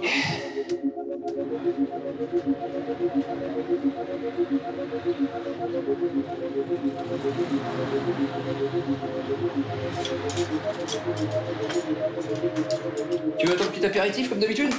Hein? Au fil du temps, le boucher normand de 62 ans s'est pris d'affection pour ce jeune Guinéen arrivé en France à l'âge de 14 ans. Loin de son pays, loin de sa famille. Il est bien fait là. Hein. Il est bon, hein? Il est bien fait. Bah oui. Il est crémeux, hein? Bah oui, celui-là, il est bien. Non, ils ont commencé à connaître maintenant.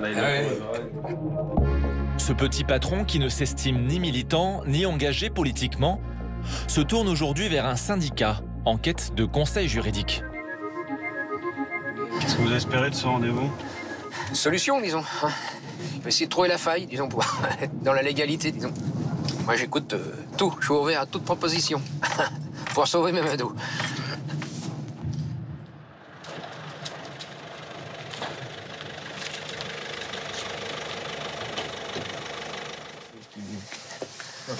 C'est là, c'est la première fois que je viens dans un lieu comme ça. Même moi, c'est la première fois. Hein. Ah, toi aussi? Ouais, oui.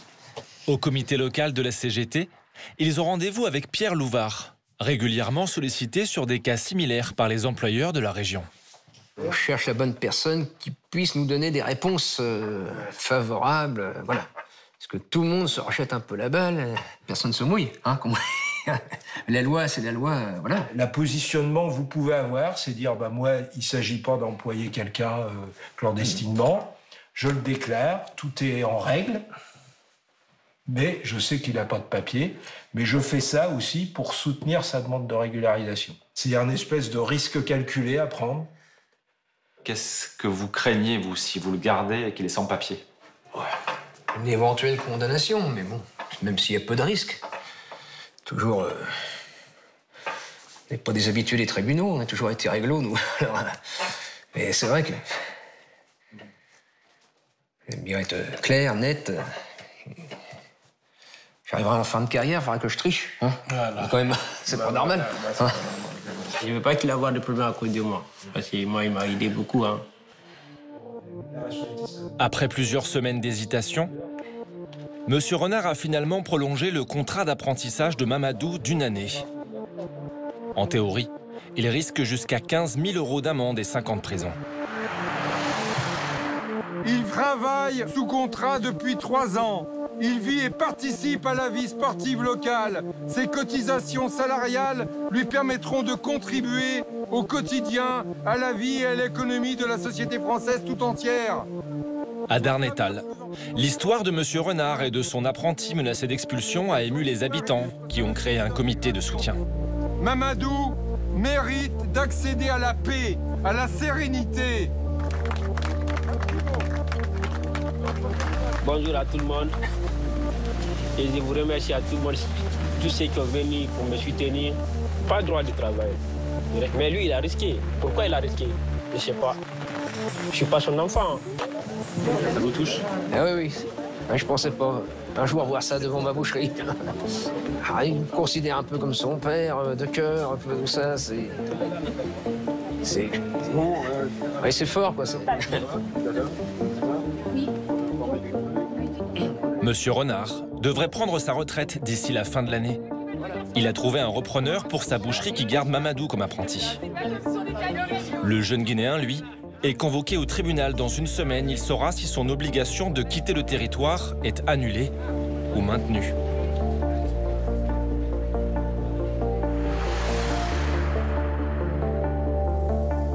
En Bretagne, Alassane, le ramasseur de légumes, est au plus mal.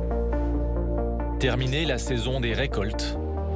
Plus de travail, plus de revenus. Le père de famille sénégalais risque de perdre son appartement.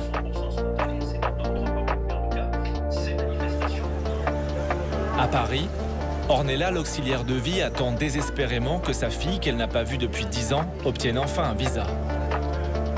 Et qu'elle vienne vivre avec elle en France.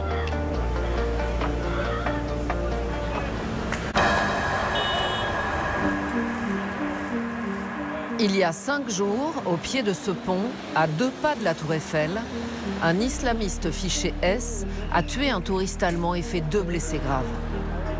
L'auteur de l'attentat, radicalisé depuis plusieurs années, aurait affirmé que la situation à Gaza était en grande partie à l'origine de son geste. Le conflit entre Israël et le Hamas est-il en train de s'exporter vers la France ? On va en parler lors de l'avant-première d'un film à Sarcelles, où 1/4 de la population est juive. À l'affiche de ce film qui résonne avec l'actualité, Agnès Jaoui, une actrice directement concernée par ce qui se passe en Israël et à Gaza. Ça va Agnès, vous allez bien? C'est vous? Oui. Là, il y a un film dans lequel vous jouez, premier film d'ailleurs, et qui est très très attendu. Au début du film, je dis à mon fils, il y a la guerre en Israël, ça va nous retomber dessus, il faut vite qu'on s'en aille. Et on est les derniers juifs d'une cité en banlieue. Et c'est une comédie. Et en même temps, qui n'évite pas tous les sujets que vous venez d'évoquer. Et ce qui est intéressant, c'est que dans la salle, là, il y a toutes les communautés qui vont regarder le film pour la première fois, c'est la première fois qu'il est projeté. Absolument. Et il va y avoir une discussion, donc ça va être très intéressant, un débat. Faut qu'on se parle, ouais. Faut discuter. On regarde le film, on en parle après? D'accord, avec plaisir. À tout de suite. Les mecs, j'ai attrapé un juif qui veut l'égorger pour aller au paradis. T'as été à ton cours de Krav Maga? Ouais, bien sûr. Mais ça commence à être un peu trop facile pour moi. Qu'est-ce qu'il y a comme noir, dis donc? Ils sont passés où, les Arabes? Vous avez plus de poulet? Non, on n'a plus de poulet, monsieur. On ferme. C'est fini, toute la communauté, ils sont partis d'ici. Ah bon? Mais on va aller où, nous, maintenant? Faut qu'on parte, hein. Je te le dis, moi. Tu veux pas me dire des trucs sales en hébreu? C'est trop joli. Il va y avoir la guerre, je te dis. Ah mince, c'est officiel, genre? Non, mais tout le monde le sait déjà sur WhatsApp. Ça, c'est parti comme une, ça. De nombreuses personnes de la communauté israélite déménagent de notre ville. Il faut qu'on parte. Nous aimerions organiser une petite cérémonie. D'accord. Très bien, parfait. Quel jour vous arrangerez? Qu'est-ce qui se passe? Tu sais que tu peux avoir une carte de stationnement spéciale avec ta maladie? On n'a même pas de voiture. Je vais demander quand même, ce serait dommage sinon. J'aime pas trop les juifs de base, mais toi je t'aime bien tout. Parfait, merci beaucoup. Bonjour, je voulais vous réconforter un petit peu avec quelques petits plats, du blé. Merci. Toi aussi, il faut que tu partes. En tout cas, moi, j'ai pas peur. Donc toi aussi, c'est pas la peine d'avoir peur.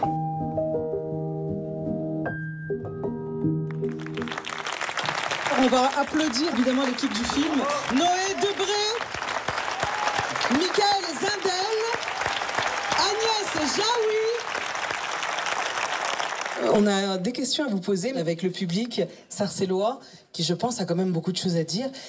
Moi, ce qui m'a beaucoup touchée dans le film, c'est surtout la maman, parce qu'elle parle toujours du départ. Il faut qu'on parte. Ça m'a beaucoup touchée. Moi qui ai fait un long voyage aussi, qui sort de très loin, je trouve que partir, c'est pas simple. Et il y a aussi une force qui dit on est bien ici. Quand j'entends dire qu'on va pas pouvoir rester un moment là où on a grandi parce que là, ils s'en vont, moi, ça me fait frémir. Et quand on se sent aujourd'hui, après le 7 octobre, à se demander où c'est qu'on va aller, hein, en se disant, est-ce que demain, notre endroit, c'est Paris? Est-ce que c'est Israël? Ce qui est sûr, c'est qu'à un moment, il faut qu'on travaille sur quelque chose qui soit constructif et qu'on puisse à un moment croire qu'il va y avoir quelque chose après ce 7 octobre qui nous a tous brisés. Le fait que la date de sortie tombe maintenant, avec tout ce qui se passe, est-ce que vous n'avez pas un peu peur qu'on vous dise que c'est de la provoque? Si. Non, la question s'est naturellement posée. Est-ce qu'on maintient la sortie? Qu'est-ce qu'on fait? Puis on s'est dit, bon, mais si on ne maintient pas la sortie, on attend quoi? Qu'il n'y ait plus d'antisémitisme? C'est pas une bonne stratégie. Puis ça dure quand même depuis un moment. Donc on a décidé d'assumer et de se dire que le film porte le discours qu'on a envie de défendre aujourd'hui. Je suis venu à la découverte. Et je voudrais vous dire, je ne suis pas juif, je ne suis pas arabe, mais je vous aime.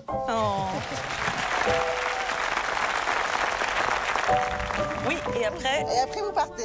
2 mois, jour pour jour, après l'attaque du 7 octobre qui l'a profondément marqué, Agnès Jaoui nous accorde sa toute première interview télé. Agnès, première projection en public du Dernier des Juifs. Vous en sortez comment? Il y a eu plusieurs témoignages qui étaient très émouvants. C'est un film que vous avez tourné il y a plusieurs mois. On n'était pas dans ce contexte. Est-ce que vous avez toujours peur, justement, que ce film soit perçu différemment? Oui et non. C'est-à-dire qu'effectivement, il y a eu une projection juste équipe ce printemps où on a beaucoup ri. Et il y avait déjà quand même un rire de défoulement alors que... Au printemps, donc avant l'attaque du 7 octobre. Voilà. Alors que le sujet ne prête pas qu'à rire, mais on sentait... et là, on se demande encore plus, mais je pense qu'on en a encore plus besoin de rire, de pleurer ensemble, d'être ensemble. Ça aide, j'imagine aussi, à dédramatiser la prise de parole là-dessus. Bah, je crois que ça, c'était la volonté de Noé Debré. Je ne veux pas parler à sa place. Le réalisateur. Bien sûr, il s'était même dit qu'il ne pourrait pas faire ce film s'il n'avait pas cet angle, quoi. S'il ne trouvait pas justement un décalage et une poésie et quelque chose qui fait que c'est pas juste traité de façon dramatique et au premier degré, ou voilà, à chaque fois on est dans une espèce de décalage, mais que je trouve juste. Et pour autant, on aborde les vrais sujets, c'est-à-dire les Juifs qui se sentent plus du tout à l'aise dans un quartier, qui sont prêts à le quitter définitivement. Effectivement, plein de quartiers et plein de banlieues qui se sont dépeuplés de leurs Juifs. Oui, ils sont partis. Aujourd'hui, avec ce qui s'est passé, Israël, c'est pas forcément un refuge. Alors c'est toute la tragédie et l'absurdité de la situation, et le tragique de la situation, c'est qu'effectivement, ils vont se réfugier dans un pays où ils se sentent plus forcément en sécurité, puisqu'il y a eu cette invasion. Donc c'est le karma du peuple juif, j'en sais rien, d'à chaque fois se demander où est-ce qu'on peut être et où est-ce qu'on peut nous accepter. Mais oui, c'est absurde ce qui se passe. L'attaque terroriste du 7 octobre, elle vous a touché tout particulièrement, vous et votre famille, puisqu'en fait, il y a plusieurs membres de votre famille ou qui ont été tués ou qui ont été enlevés, notamment deux adolescents, Sahar, qui a 16 ans, et Erez, qui a 12 ans, ont été libérés là, il y a une dizaine de jours. Mais vous avez dû vivre des semaines extrêmement difficiles, vous, votre famille. Oui, horrible. Cauchemardesque, essayer de pas, de survivre comme on peut. C'est un cauchemar. C'était un cauchemar parce qu'on pensait qu'il serait libéré le premier jour, puis finalement non, puis le deuxième. On passe. C'est complètement. Ces membres de ma famille sont des gens hyper pacifistes, et justement qui travaillent avec des Palestiniens. Le papa des deux adolescents, lui, il est toujours retenu en otage. Il y a encore plein d'autres otages, et puis il y a encore plein de gens qui meurent, et qui meurent aussi sous les bombes. Enfin bref, c'est une guerre, et c'est une guerre dont on ne voit pas la fin pour l'instant, qui est affreuse, mais je continue à espérer. Voilà. Vous avez peur justement que le conflit entre le Hamas et Israël s'importe entre guillemets en France? Il est déjà importé depuis longtemps, de façon souvent complètement absurde, et c'est une des choses que je trouve montre très bien le film, c'est-à-dire encore une fois avec beaucoup d'ignorance et beaucoup de... C'est ça la clé, l'ignorance? Ah oui, quand même beaucoup. Il y a des mots, il y a des films comme celui-ci qui peuvent ramener à la raison? Oui, je pense. On a vécu ensemble, on vit ensemble. Moi, j'ai plus en commun avec un arabe de Tunisie qu'avec un ashkénaze de Pologne. Donc c'est complètement absurde. De quoi on parle? C'est quoi cette identité dont j'ai hérité malgré moi? Je suis pas croyante, je suis pas pratiquante, et je suis assignée à mon judaïsme. Et effectivement, tout d'un coup, je suis obligée d'en parler.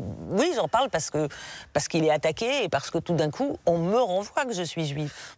Sarcelles, cette ville, vous l'avez quittée il y a longtemps. Vous aviez 7 ans, je crois, hein, c'est ça.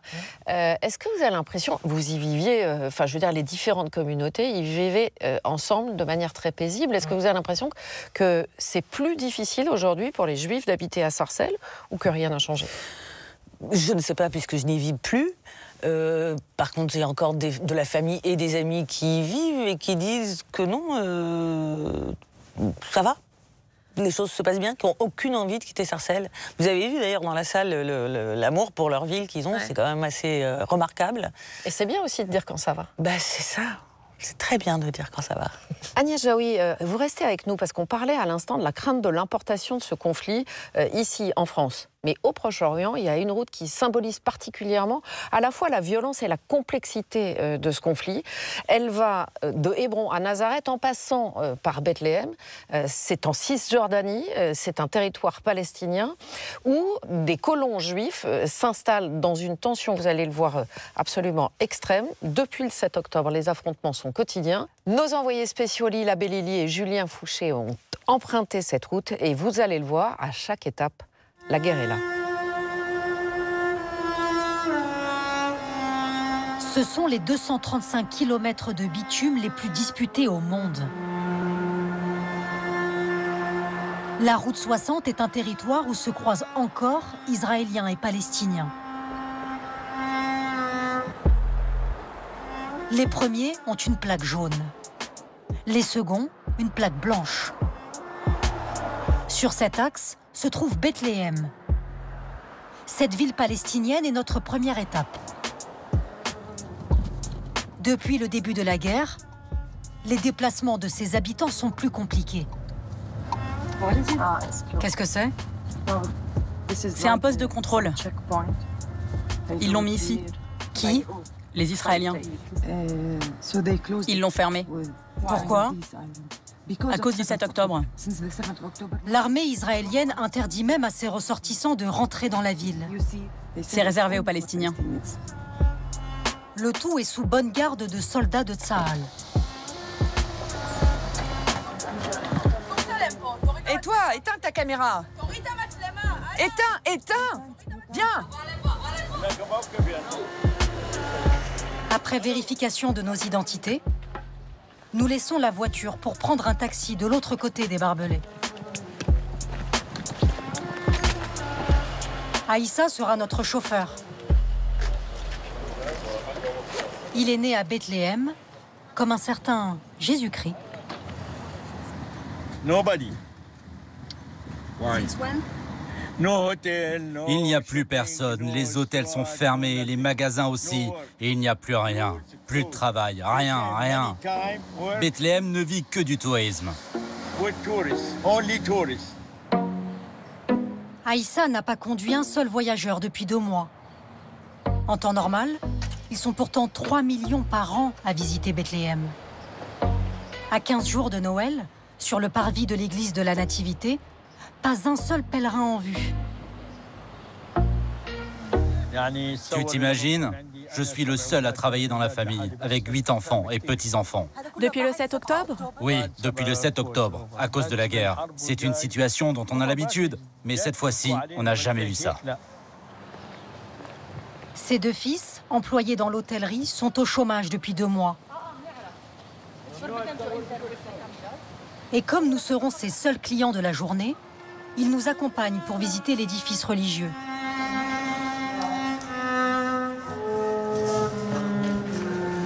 Il serait construit à l'emplacement exact de la grotte où Jésus serait né. Ce jour-là, seul un groupe de Malaisiens a osé braver les postes de contrôle.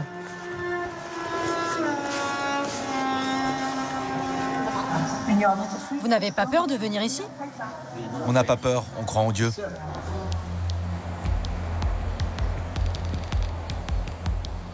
La ville sacrée vit aujourd'hui entièrement sous cloche. La plupart des sorties de Bethléem sont condamnées par l'armée israélienne. Ils ramènent des olives de leurs champs. Ils auraient dû les transporter en voiture, mais c'est interdit maintenant.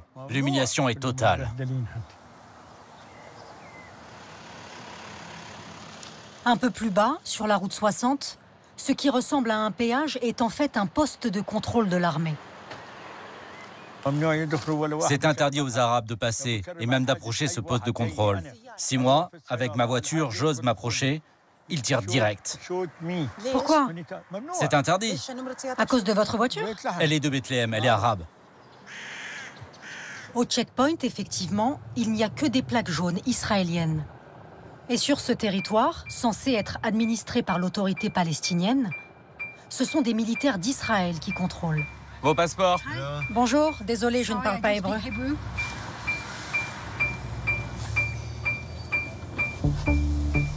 La route 60 traverse la Cisjordanie, un territoire palestinien occupé en de nombreux endroits par l'armée israélienne depuis 1967. Sur cette carte, publiée par une ONG israélienne, en bleu, les différentes implantations juives, dont 146 colonies reconnues par le gouvernement israélien, mais pas par les Nations Unies. En marron, les zones gérées par l'autorité palestinienne.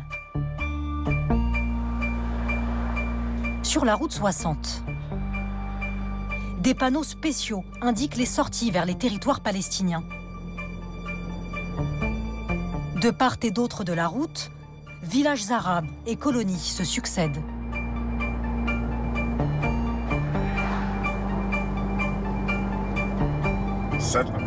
Ça, c'est une colonie. C'est évident quand on voit la façon dont c'est construit. Elles sont toujours en haut des collines, avec des toitures rouges dans le style européen. Les stations-service sont l'un des rares endroits où juifs et arabes sont bien obligés de se rencontrer. C'est écrit quoi? Vengeance. Dans celle-ci, au mois de juin dernier, 2 Palestiniens d'un village voisin ont abattu 4 colons israéliens. Les gens, ils sont en armes. Depuis, les Israéliens viennent en armes pour faire le plein. Et les plaques blanches palestiniennes ne fréquentent plus la station.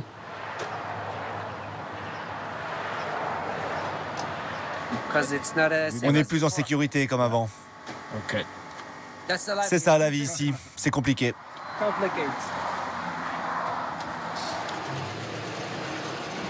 Sarah Liesson est une ancienne Parisienne.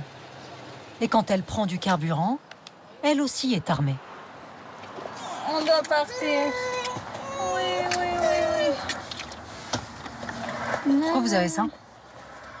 Pour rester en vie. Si je suis en danger, moi ou mes enfants, alors tout de suite je l'utilise. L'une des victimes de cette attaque était le meilleur ami de son fils. Il y a eu un terroriste arabe qui est arrivé de là-bas, de la route 60. Et le terroriste, d'abord, il a tiré sur toutes les voitures, puis après, il a couru ici, vers là. Et il est rentré dans le restaurant et il a tiré sur les gens qui étaient en train de manger. Et ici, il y a une balle qui est rentrée dans la vitre. L'un des 2 assaillants a été abattu par un civil israélien. L'autre a réussi à s'enfuir. Depuis le 7 octobre, le gouvernement israélien incite les civils à sortir armés. Dès qu'il y a un arabe qui s'approche, j'ai peur pour ma vie. J'ai peur qu'ils attaquent, j'ai peur qu'ils tirent. Et j'attends pas qu'il se passe quelque chose, c'est que mes enfants ils restent seuls sans mère. Est-ce qu'un arabe, c'est un danger potentiel? Potentiel, oui. Depuis 18 ans, Sarah vit à Réélim, une colonie construite au bord de la route 60. Si j'ai pris une arme, c'est pour cette route-là. On me met dans le sac et je suis prête à tout. On nous a appris à tirer avec l'arme à feu. On nous a appris comment continuer de conduire avec les coudes et de tirer en même temps. Avant d'arriver chez elle, encore un contrôle militaire. C'est des bus blindés contre balles, parce qu'on tire souvent sur les bus ici. Même les arrêts de bus sont fortifiés. Si jamais il y a des Arabes qui tirent, ils doivent s'allonger derrière le béton. 130 familles vivent à Réélim, protégées par l'armée.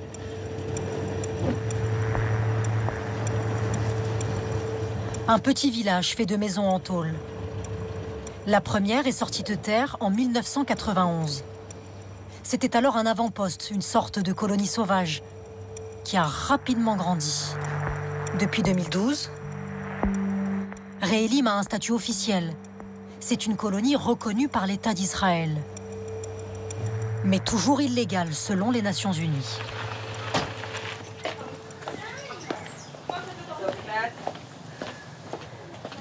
C'est en fait une petite maison. Ça, c'est le salon-cuisine. Il y a 3 chambres à coucher. Et ma mère, elle appelle ça la petite maison dans la prairie.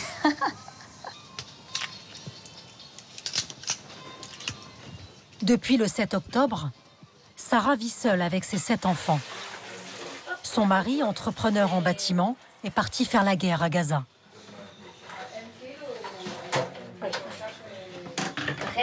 C'est mon mari Israël, c'est moi. Ça, c'est ma grande, elle s'appelle Tsofnat. Elle est là, en train de cuisiner. Le siège bébé, il faut le remettre. Pour ce logement de 3 chambres, Sarah paye 1 000 € par mois à la colonie. La famille est très religieuse. En ce jour de Shabbat, ses filles l'aident à préparer les repas du soir. Toujours avec un œil sur les voisins d'en face. Je ne sais pas si vous voyez, il y a la route 60 d'ici. Elle est où?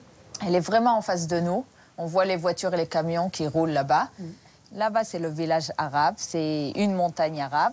Ils jettent des pierres, ils tirent, ils jettent des bouteilles explosives sans arrêt. Ils croient que si, avec la force, ils vont essayer de nous expulser d'ici. Et d'ici, ce n'est pas de la Cisjordanie, c'est de tout le pays d'Israël. Mais selon les Nations Unies et le droit international, cette terre est palestinienne et n'est pas en Israël. Pas de quoi décourager les colons. Le bon Dieu nous a donné, a créé le monde entier. Il a donné le monde entier à tous les peuples, toutes les nations du monde, et l'État d'Israël au peuple juif. C'est quelque chose qui est écrit dans la Bible depuis 100 000 ans.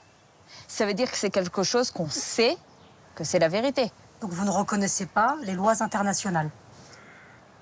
Ça dépend quelle loi.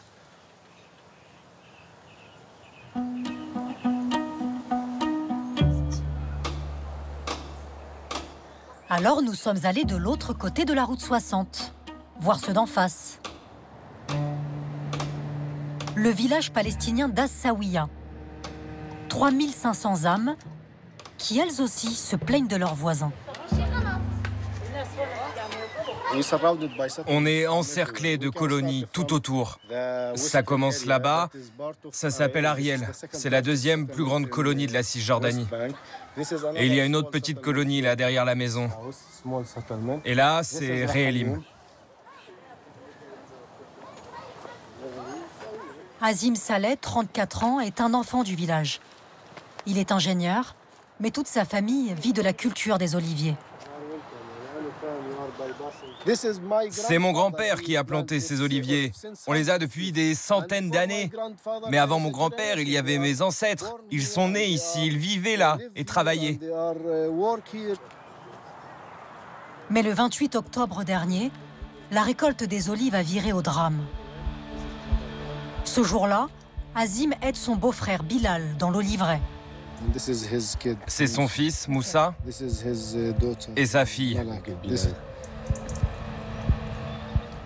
Là, il est en train de transporter la récolte d'olives à la voiture. Le lendemain, s'estimant menacés, des colons armés de fusils d'assaut pénètrent dans l'oliveraie. On les voit débarquer des collines pour nous attaquer.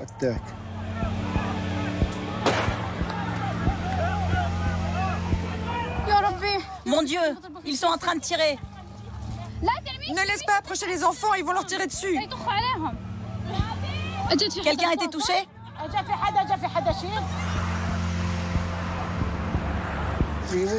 Après les tirs, on est descendu pour voir ce qu'il se passait. Et là, on entend « Il est là, il est là ». Bilal, le beau-frère d'Azim, avait 40 ans. Il est décédé après avoir reçu une balle dans la poitrine.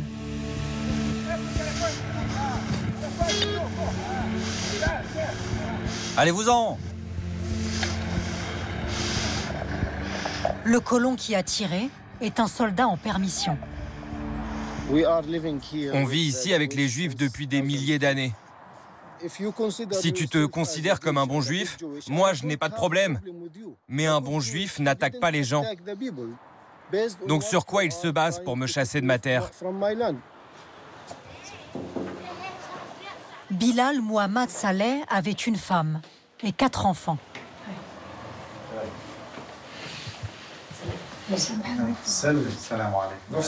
Dis bonjour. Mon mari aimait tout le monde. Bonjour tout le monde. Abou Imed vous salue aussi. Mes enfants n'arrivent toujours pas à réaliser que leur père est mort. Mon fils de 7 ans m'a demandé il y a 2 jours, « Il est où, papa ?» Je lui ai dit, « Tu sais bien que ton père est mort. » Mais il ne me croit pas. J'aimerais bien que justice soit rendue à mon mari. Mais je n'ai aucun espoir. Ils sont plus forts que nous. Comme le colon qui a tiré est membre de l'armée, c'est le tribunal militaire israélien qui a été saisi. L'accusé est aujourd'hui libre, sans qu'on sache si un procès aura lieu. Sur ce chemin, emprunté par 2 peuples, tant de peur et tant de haine. Un homme tente de briser les barrières qui longent la route. C'est un rabbin. On est sur la route 60. C'est vraiment l'épine dorsale des territoires occupés. Tout le long, vous pouvez voir de ce côté, il y a une clôture. Après, comment on l'appelle, c'est vraiment une question politique. Certains disent la barrière de séparation, d'autres la barrière d'apartheid, un mur, un grillage ou une barrière de sécurité. Arika Sherman a 64 ans. Né aux États-Unis, il est diplômé d'Harvard. Et son combat pour la défense des fermiers palestiniens lui a valu le prestigieux prix Gandhi pour la non-violence en 2011. Je ne me vois pas comme un pro-israélien ou un pro-palestinien. Je suis un pro-être humain. Quand on lit le premier chapitre de la Bible, verset 27, les hommes ont été créés à l'image de Dieu. Il ne dit pas seulement les Juifs. C'est pourquoi je milite pour les droits humains, aussi bien des Juifs que des Palestiniens. Ce matin, le rabbin a été appelé au secours par un bédouin.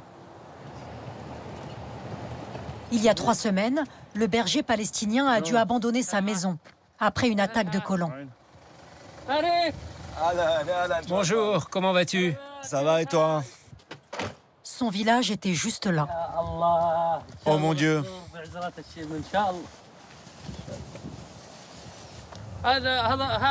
Là, c'était ma maison. J'habitais ici depuis 13 ans, depuis mon mariage. Il y avait le troupeau, la famille, les enfants. C'était pas une maison en dur, c'était une maison faite de tôle et de piquets. Il est venu chercher les pierres de son ancienne maison pour en bâtir une nouvelle et compte sur la présence du rabbin pour le protéger en cas d'une nouvelle descente de colons.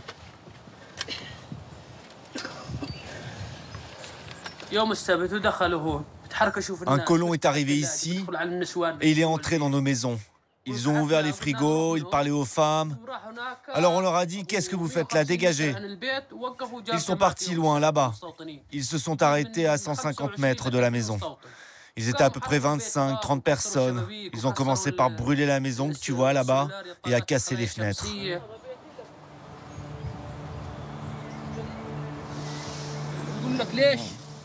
What is it? C'est une douille. Avant, ils attaquaient souvent. Maintenant, c'est encore pire. Ah ça oui, tout le temps, je t'assure. 85 personnes vivaient ici. Toutes ont fui le 13 octobre. Elles campent désormais sous des tentes à une dizaine de kilomètres de là. Selon les Nations Unies, depuis le 7 octobre, plus de 600 personnes ont dû quitter leur terre en Cisjordanie. Pour le rabbin, ces exactions ont un nom. Il y a eu un pogrom ici. Mais vous appelez ça un pogrom? Oui, un pogrom est un pogrom. Même si ça n'était pas aussi horrible que ce qu'ont vécu mes ancêtres, massacrés dans des pogroms en Ukraine au 19e, je suis en colère. J'ai honte que ce soit fait par le peuple juif. Ça va à l'encontre du judaïsme, de la morale juive. C'est la 3e fois que Mohamed et les siens sont chassés de chez eux. Elle était heureuse, cette poupée. Et maintenant, elle ne l'est plus.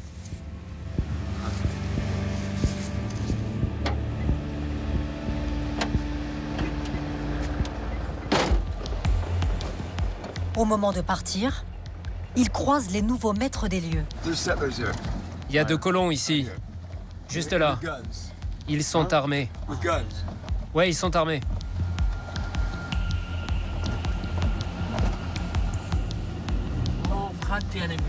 C'est vrai que j'ai eu peur quand je les ai vus courir vers nous avec leurs fusils. Ah ouais, j'ai eu peur. Régulièrement intimidé, menacé de mort, le rabbin a même été hospitalisé il y a 2 ans, après avoir été tabassé par des colons israéliens.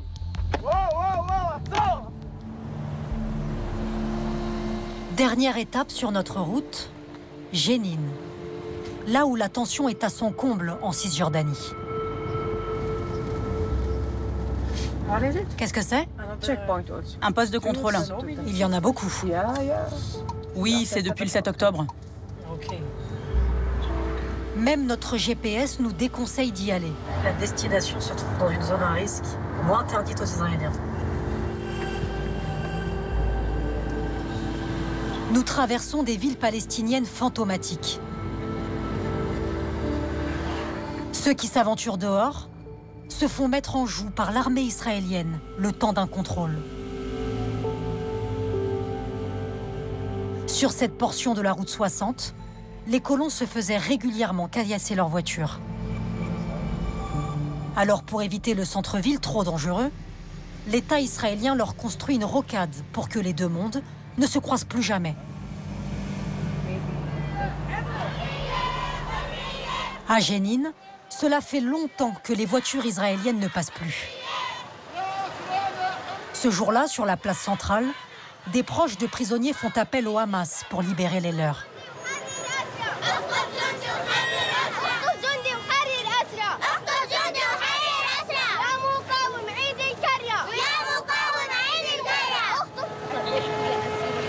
Derrière eux, un étendard qu'on a peu vu sur la route 60, le drapeau palestinien. Il est normalement interdit dans l'espace public depuis un décret israélien du début de l'année. Mais ici, nous sommes dans la petite Gaza, sous contrôle de l'autorité palestinienne, où Tsahal n'a pas le droit d'entrer, en théorie. L'armée israélienne y fait régulièrement des incursions. Car la ville est le bastion de commandos armés qui paradent comme sur ces images de propagande. Certains sont proches du Hamas, d'autres du djihad islamique et représentent, selon Israël, une menace pour les civils dans tout le pays. Tsahal envoie régulièrement ses bulldozers pour lutter contre ces groupes. Bonjour les filles. Bonjour monsieur. Kadri Al-Saba est professeur d'histoire dans un collège. Bonjour. C'est la 4e ou 5e fois qu'ils nous détruisent la rue principale. Beaucoup de ces anciens élèves sont morts dans les combats. Les portraits de certains ornent les murs de la ville. Mais ce sont des terroristes là en photo. Non, ce sont des combattants pour la cause d'Allah. Le 25 octobre dernier, c'est l'un de ses fils, Mohamed, âgé de 15 ans, qui a été tué ici par un tir de roquette.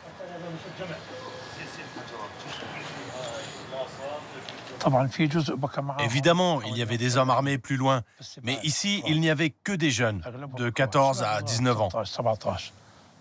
Ce jour-là, ils ont touché une vingtaine de personnes. 15 blessés, 4 martyrs, dont mon fils.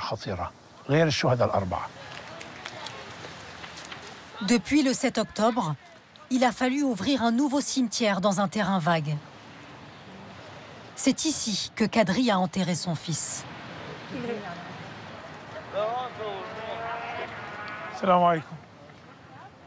Voici la tombe de mon fils.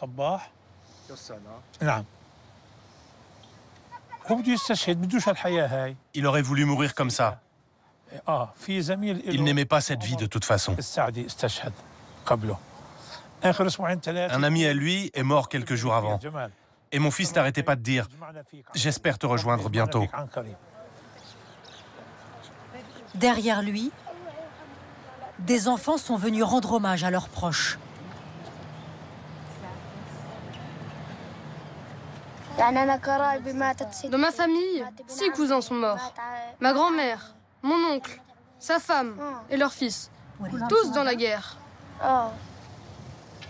Des enfants de la guerre qui relaient la propagande des commandos palestiniens en attendant le prochain enterrement. Les enfants ici veulent tous mourir en martyrs parce que le martyr est un héros dans le ciel.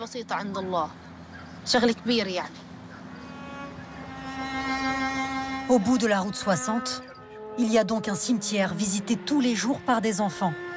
Ils ont la mort comme seul horizon. Une semaine après ce tournage à Jénine, un autre raid de l'armée israélienne a fait 4 morts, dont un enfant âgé de 8 ans.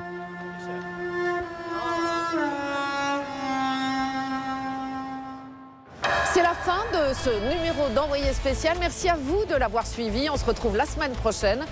Tous nos reportages sont disponibles sur notre site internet franceinfo.fr, rubrique magazine. On reste bien sûr en contact sur les réseaux sociaux. Dans un instant, c'est Complément d'enquête avec Tristan ou Alex. Excellente fin de soirée sur France 2. Merci. Bonsoir.